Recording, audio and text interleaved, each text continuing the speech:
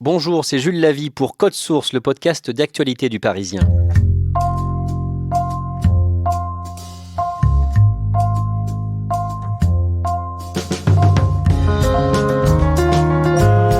Il y a un an, il était mis à pied 15 jours suite aux violences du 1er mai 2018, place de la Contrescarpe à Paris. Garde du corps, confident du président et de son épouse, ce jeune homme, encore inconnu à l'époque, a dévoilé bien malgré lui plusieurs dysfonctionnements au sommet de l'État. Il a fait des fautes, très graves. Est-ce que je regrette de l'avoir embauché à l'Élysée ? Non. Nous sommes face à une affaire d'État, au cœur de la République. Moi, je ne considère pas avoir commis d'actes répréhensibles par la loi. Qui est le mystérieux Alexandre Benalla ? Alexandre Benalla, c'est un gamin qui vient d'une cité difficile d'Évreux. Nathalie Chuc, journaliste, grand reporter au service politique du Parisien. Qui a toujours eu une passion très précoce pour les questions de sécurité. Il faut quand même voir qu'à 14 ans, Alexandre Benalla, il fait son stage d'observation au service de protection des hautes personnalités, donc le SPHP qui s'occupe de la protection notamment des ministres, des présidents de la République. À 16 ans, il s'occupe aussi de faire la sécurité du festival du film de Cabourg, donc une vocation extrêmement précoce. On le voit sur des photos en train de poser à côté de stars de l'époque, par exemple Marion Cotillard. On le voit très investi de son rôle, de sa mission. Déjà, on voit qu'il joue les bodyguards. D'ailleurs, c'est pas pour rien que son film préféré, c'est Bodyguard avec Whitney Houston. Comment est-ce que Alexandre Benalla rencontre Emmanuel Macron ? Alors Alexandre Benalla, il arrive au QG d'En Marche le 5 décembre 2016, très précisément. Il est recruté comme responsable du service de sécurité pour 3 500 € net en CDD. Pourquoi il est recruté ? Il est recruté parce qu'il connaît très bien un certain Ludovic Schecker, qui est déjà dans l'organigramme de campagne, qui est le premier salarié d'En Marche, secrétaire général d'En Marche, qui est aujourd'hui un des conseillers très haut placés du président de la République, conseiller auprès du chef d'état-major particulier. Et cet homme le recommande parce qu'il le connaît depuis quelques années et qu'il a vu le CV d'Alexandre Benalla, qui est passé par le service d'ordre du Parti socialiste auprès de Martine Aubry, d'Arnaud Montebourg, de François Hollande. Et donc, en fait, c'est un petit peu à titre amical. Il dit, je le connais, c'est un gars qui est plutôt bien. Et quand on regarde un peu dans les Macron Leaks, les échanges de mails entre les membres de l'équipe de campagne d'Emmanuel Macron... C'est compromettant ou pas ? On a des feuilles de salaire, on a des milliers de documents qui ont été publiés sur ces réseaux sociaux. Il y a des choses qui sont pas très agréables à montrer à l'extérieur. Il y a les grilles de salaire, on n'a pas envie de mettre les noms des gens et les distribuer absolument partout. Et puis il y a le quotidien d'une campagne. Vous y trouverez pas de grands secrets. On voit des gens qui disent, mais c'est qui Alexandre Benalla ? Ah, il est recommandé par Ludovic Schecker et ça a été vu avec Jean-Marie Girier, directeur de campagne. Donc il arrive un peu comme une fleur, en gros il a été recommandé et hop, ça y est, c'est parti. Et c'est comme ça qu'il va faire la connaissance d'Emmanuel Macron, qui va le découvrir au plus près, parce qu'il va être très présent dans les meetings et de petit à petit de plus en plus présent dans l'intimité du candidat. Est-ce que vous pouvez nous redire à quel moment on est et à quel moment ça correspond pour Emmanuel Macron qui n'est pas encore président ? Emmanuel Macron, il vient de se lancer comme candidat à la présidentielle. Il est en train de constituer une équipe pour l'accompagner dans cette conquête du pouvoir. Et pourquoi il fait venir des officiers de sécurité privée ? Pour une raison très simple. Quand il quitte le gouvernement, il part. C'est considéré comme une trahison par François Hollande et notamment par Bernard Cazeneuve, qui décide à cette époque, pour se venger, de lui retirer tous ses officiers de sécurité. Alors, c'est la norme pour les ministres qui quittent le gouvernement, mais on aurait pu penser que s'agissant de quelqu'un qui allait être candidat, on allait lui laisser, qu'il allait avoir une tolérance. Pas du tout, du jour au lendemain. Emmanuel Macron, qui est quand même un ministre pourchassé par les paparazzis, se retrouve sans officier de sécurité. Donc il a besoin de recruter des officiers de sécurité privés qui sont payés à l'époque par son parti En Marche. C'est comme ça que Benalla arrive dans la sphère Macron. Il est comment physiquement finalement ? Alexandre Benalla, c'est une armoire à glace. Vraiment, il est immense. Alors, très costaud quand même, carrure de rugbyman, il a fait du rugby. Et quelqu'un qui était capable d'attraper un journaliste sous les épaules, paf, de vous soulever et de vous déplacer 10 mètres plus loin, manu militari, alors même que vous aviez rien fait et que vous vouliez juste vous approcher du candidat, même à 5 mètres, quoi. Et vous qui l'avez vu au cours de meetings, etc., il est comment ? Est-ce qu'il paraît sympathique ? Est-ce qu'il paraît avenant ? Alexandre Benalla, il n'a pas l'air avenant du tout. Alexandre Benalla, il joue vraiment les bodyguards avec le visage fermé et il vous fait bien comprendre que si vous approchez trop du futur président de la République, ça va mal se passer. Non, c'est quelqu'un qui vous fait les gros yeux assez facilement. Voici le nouveau président de la République et c'est Emmanuel Macron avec 65,1% des suffrages qui arrive en tête et qui devient donc le nouveau président de la République. Il y a maintenant cette arrivée sur cette esplanade du Louvre, la main levée pour saluer, seul, comme peut-être seul l'est un président de la République dans ce monde politique. Et on se souvient de cette image, Nathalie Chuc. Le soir de l'élection au Louvre, le 6 mai 2017, Emmanuel Macron marche solennellement vers la tribune. Alexandre Benalla est juste derrière lui. Pourquoi va-t-il prendre autant d'importance à l'Élysée ? Quand Emmanuel Macron arrive au pouvoir, il ne faut jamais oublier qu'il se vit un peu comme une citadelle assiégée, une forteresse assiégée. Il est seul, il a vécu une campagne d'une immense violence. Il est persuadé que les Russes veulent sa peau. Il est persuadé que la France entière croit qu'il est homosexuel. Il est persuadé que les gens regardent son couple comme un couple illégitime. Des rumeurs sur des comptes cachés aux Bahamas, etc. Donc il vit ça avec une grande violence. Donc il a besoin d'un homme de confiance. Il est presque parano, là ? Il n'est pas parano, Emmanuel Macron. Il a vécu une campagne d'une immense violence. D'ailleurs, pendant toute la campagne, Brigitte Macron répète souvent « on a cherché les emmerdes, dans quoi il m'a foutu ». Ils ont vécu ça avec beaucoup de brutalité. Elle a été brutale, cette campagne. Hein. Et donc, Alexandre Benalla, pour eux ? C'est un peu un édredon, c'est un coussin de protection, Alexandre Benalla. C'est quelqu'un sur qui on peut se reposer, dont on sait qu'il ne va pas aller se répandre dans la presse sur « tiens, les Macron sont allés au théâtre hier soir, ils ont fait ci, ils ont fait ça ». Non, c'est quelqu'un à qui on peut confier ses secrets et on sait qu'ils ne vont pas sortir. Parce que quand vous arrivez quand même à l'Élysée, vous arrivez dans une machine très froide, une machine administrative où au fond les gens autour de vous sont de numéros, sont des technos, des grandes têtes de l'énarchie et vous avez besoin de garder un lien de confiance, quelqu'un dont vous êtes sûr que quand vous lui passez un ordre, une commande, elle va être accomplie. Benalla, c'était ça. Pourquoi est-ce que Alexandre Benalla plaît à Emmanuel Macron et à Brigitte Macron ? Emmanuel Macron, c'est quelqu'un qui s'inquiète beaucoup pour sa femme, Brigitte. Il dit tout le temps à ses amis « Prenez soin de Brigitte, faites attention à Brigitte, je m'inquiète pour Brigitte ». Il a peur qu'elle soit malheureuse dans cette vie, il a peur aussi qu'elle se fasse agresser, embêter dans la rue. Et d'une certaine façon, quand Alexandre Benalla accompagnait Brigitte Macron dans ses sorties en ville, ça rassurait Emmanuel Macron. Il savait qu'elle était sous bonne garde, qu'elle n'allait pas avoir d'ennui. Il pouvait passer un coup de fil au milieu du repas pour savoir comment ça se passait. Benalla était là, tout allait bien. Et c'est aussi son histoire, son parcours qui les a séduits ? Alexandre Benalla, il plaît beaucoup au couple présidentiel parce qu'il y a un côté self-made man. C'est un gars qui s'est fait tout seul, très débrouillard. C'est quand même un môme qui est sorti d'une cité d'Évreux, d'une cité difficile, qui a fait une fac de droit, qui a donc une licence, qui a une première année de master. Ça plaît à Emmanuel Macron, qui est quelqu'un qui s'est fait tout seul. Donc il a un lien affectif qui se construit assez vite avec ce gamin, ce môme qu'il appelle Alex, et qui va prendre une place de plus en plus importante dans l'entourage du couple présidentiel. Ils sont tombés sous le charme d'Alexandre Benalla ? C'est les Macron aiment bien les personnages un peu interlopes. Ils aiment bien par exemple Michel Marchand, qui est comme la grande prêtresse de la presse People, qui est assez présente dans leur entourage. Et de la même façon, ils aimaient bien Alexandre Benalla parce qu'il y a un côté un peu voyou qui leur plaît. Les Macron, ils sont très propres sur eux, ils sont très lisses.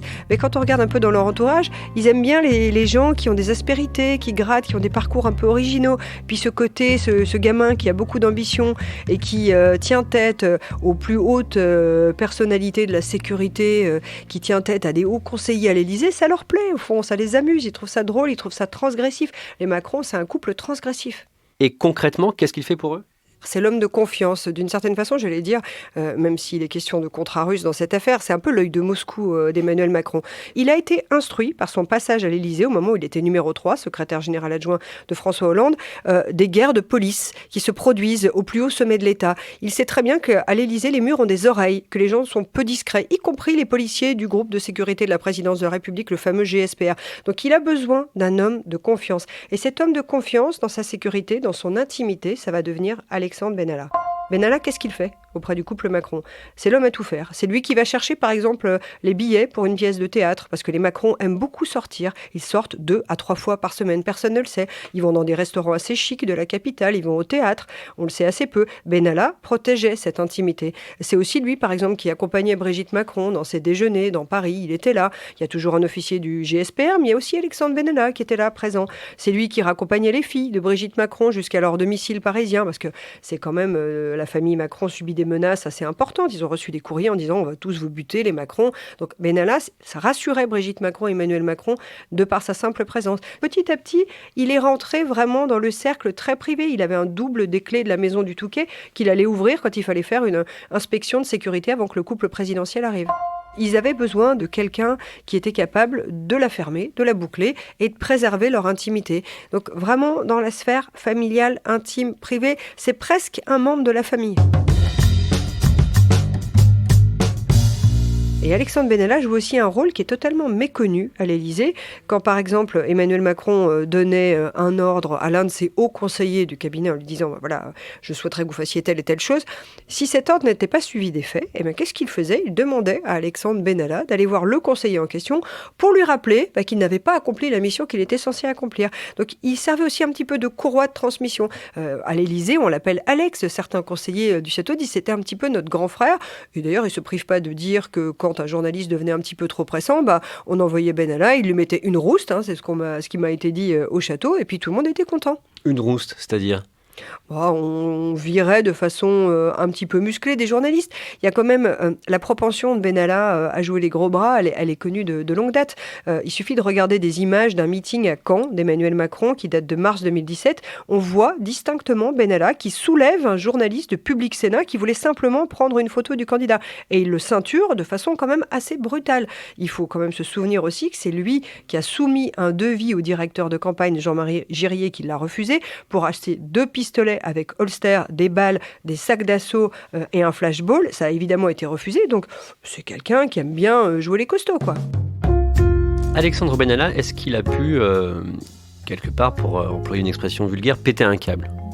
Prendre la grosse tête ? Alexandre Benalla, il a complètement pris la grosse tête.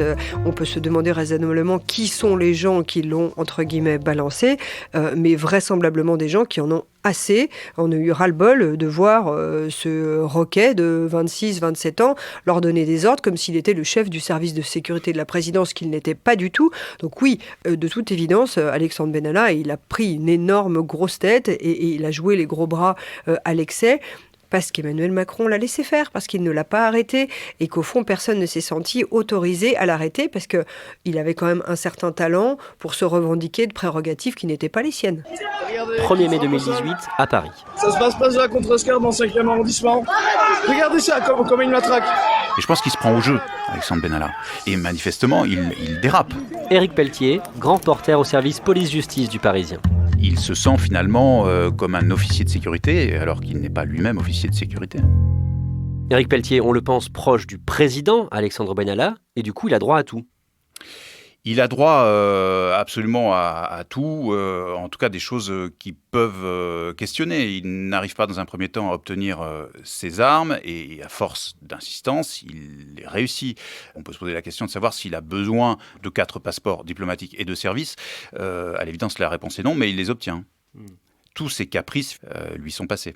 Et ce que vous dites, Éric, tout ça, c'est parce qu'on le croit ou qu'on le pense ou qu'on sait qu'il est proche du président et que finalement ça a énormément de poids, c'est ça ? C'est vraiment la clé. Benalla, c'est l'homme qui chuchote à l'oreille de Macron. Il est vu et perçu, d'ailleurs à juste titre, comme proche du président, donc il a accès à tout. Il pousse toutes les portes. Lorsqu'il est mis en difficulté, par exemple, judiciairement dans l'enquête pour violence, à la suite des violences du 1er mai, on voit bien qu'un certain nombre de policiers, aujourd'hui c'est établi, lui transmettent des vidéosurveillance policière, ce qui est une faute, ce qui est un délit. Et pourquoi le font-ils ? Sans doute parce qu'ils ont le sentiment de rendre service à travers Benalla à l'Élysée et à l'exécutif. Il a pu avoir un sentiment d'impunité. Chez lui, il y a un vrai sentiment d'impunité. D'abord, il a une haute opinion de lui-même et je pense qu'il n'a pas tout à fait le sens des contre-pouvoirs. Avant la commission d'enquête parlementaire, Alexandre Benalla compare le président de cette commission à un petit marquis. Et je mesure très bien mes propos, insiste l'ancien gros bras de l'Élysée qui ajoute « Les sénateurs qui bafouent les règles constitutionnelles de notre pays, je vous le dis franchement, j'ai aucun respect pour eux », conclut Alexandre Benalla. Il considère qu'ils n'ont aucune légitimité à l'interroger lui. Rappelons-le, il est conseiller au chef de cabinet de l'Élysée et il considère qu'il n'a pas à répondre à ces petits marquis. Vous avez le droit de me poser beaucoup de questions et moi je vous donne mes réponses, comme je l'entends. Or, on est dans une commission d'enquête parlementaire. Autre chose qui peut paraître quand même assez ahurissante, lorsqu'il est en garde à vue à la police judiciaire, les policiers prennent le soin d'indiquer qu'il fait obstruction à la manifestation de la vérité. Il refuse de dire où se trouve sa compagne. lorsqu'il se trouve face au juge d'instruction. Un peu plus tard, dans le cabinet feutré de ces juges d'instruction, les juges sont obligés d'indiquer qu'il se met à rire, à sourire, et lui demandent d'arrêter et de stopper cette attitude-là. Donc tout ça est assez révélateur finalement d'un sentiment d'impunité et d'un sentiment de soutien de l'Élysée vis-à-vis d'Alexandre Benalla. Le patron hier soir, il m'envoie un message. Document dévoilé par Mediapart. Tu vas les bouffer, t'es plus fort qu'eux, c'est pour ça que je t'avais auprès de moi. Donc le patron nous soutient. Ah bah il fait plus que nous soutenir. Il l'a redit encore et je suis fier d'avoir embauché Alexandre Benalla à mon cabinet. Sur le reste, la justice, elle fera son travail. Il y a un épisode très intéressant, vous m'en parliez, Éric Pelletier, en préparant cette interview, c'est celui du coffre-fort. Est-ce que vous pouvez nous raconter cette histoire ? Oui, l'épisode du coffre-fort, qui est l'une des affaires Benalla, est très illustratif de son parcours et de son mode de pensée. Alexandre Benalla a chez lui un coffre-fort qui contient, dit-il, des armes, et lorsque les policiers de la police judiciaire font la perquisition, ils se rendent compte que ce coffre-fort a disparu. Autrement dit, on a soustrait une pièce à conviction à la justice. Alexandre Benalla, sans doute conseillé par ses avocats, prend les devants devant le juge d'instruction et va expliquer et essayer de dissiper ce malaise en disant oui, il assume, oui, j'ai demandé à un ami de faire disparaître ce coffre. Et c'est là que se situe quand même un petit questionnement de ma part, c'est-à-dire qu'il va falloir attendre 7 mois pour que le parquet de Paris, l'accusation, les poursuites, c'est eux qui incarnent les poursuites, autorisent les juges d'instruction à faire des investigations sur ce volet-là. Autrement dit, entre-temps, on n'a pas demandé à M. Benalla, qui était ce fameux ami qui avait fait beaucoup de diligence pour faire disparaître ses preuves. On ne sait pas aujourd'hui où se trouve le coffre et surtout, question essentielle, ce que contenait ce coffre. Ces 7 mois pendant lesquels il ne se passe rien sur un élément qui peut être clé dans l'affaire, vous, comment vous les interprétez ? Comment vous comprenez ça ? Ce délai était inexplicable. Aujourd'hui, c'est devenu intenable et on le voit bien. Il a fallu le travail journalistique, le travail de la commission d'enquête parlementaire pour que, enfin, non pas la vérité se dégage, mais qu'on accepte de faire des investigations sur ce volet-là. Donc, au fond, moi, je ne sais pas ce qui s'est passé entre-temps. Ce que je remarque, c'est que on ne pourra pas dissiper ce soupçon, qui est un soupçon permanent, de lien hiérarchique entre le parquet et l'exécutif. C'est aujourd'hui, dans notre démocratie, une vraie difficulté, et qui n'est pas seulement posée dans l'affaire Benalla, qui dépasse l'affaire Benalla. Finalement, qu'est-ce qu'elle montre, Éric Pelletier, cette affaire Benalla ?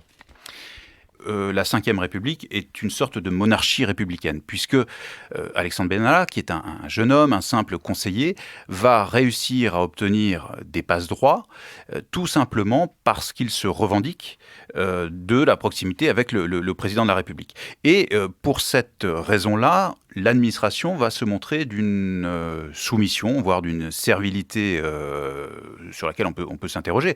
On voit un Benalla qui arrive à ses fins, c'est-à-dire à avoir un port d'armes ou des ports d'armes, à avoir 4 passeports diplomatiques et de service. Voilà, on peut se poser la question, sans compter ce qui va venir après, c'est-à-dire la difficulté du parquet de Paris, donc de l'accusation, à faire la lumière sur toutes les affaires Benalla.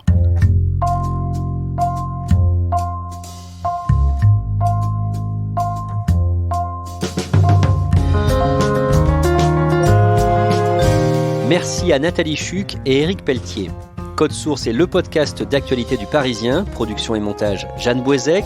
Réalisation et mixage Clément Baudet et Alexandre Ferreira. N'oubliez pas de vous abonner sur votre application préférée comme Apple Podcast. Code Source est aussi sur Spotify ou encore Deezer.